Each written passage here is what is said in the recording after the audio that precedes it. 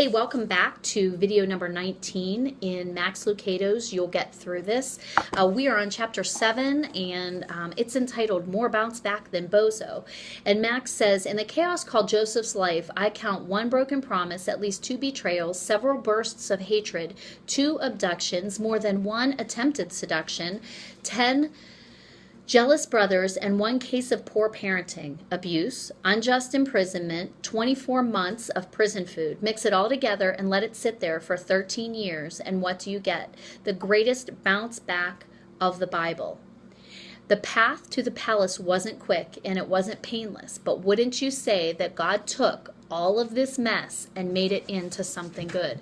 Max goes on in this chapter to talk about a story about a soldier in Afghanistan whose Humvee was exploded, leaving him broken and burning. And with his flaming arms waving, he said, "Jesus, save me."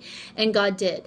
He survived to endure dozens of surgeries. He tells the story of his recovery. It's painful. It's tragic. He tells about his subsequent relationship, marriage, and becoming a father. The soldier now spearheads a program to aid wounded soldiers. The soldier bounced back, and you can too. You can bounce back from whatever pit, from whatever intended evil has been thrown your way.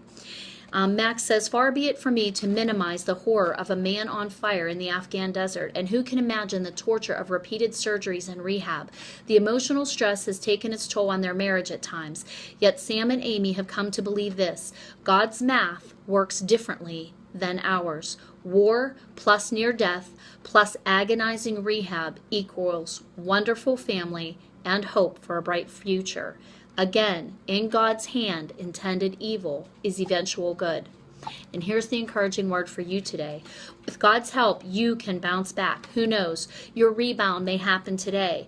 On the morning of his promotion, Joseph had no reason to think that this day would be different from the 700 prior ones. I doubt that he prayed, God, please promote me to Prime Minister of Egypt before sunset. But God exceeded Joseph's fondest prayer. Joseph began the day in prison and ended it in a palace. As he dozed off to sleep, he is reported to have smiled to himself and whispered, just as Max said, I have more bounce back than Bozo. That's kind of a silly ending to that, but I just wanted to share with you that I would like you to focus on praying for your bounce back. Be conscious of the fact that we don't think on God's time frame. That soldier laying in the sand bleeding out had no idea that one day he'd be a husband and a father meeting the needs of wounded soldiers.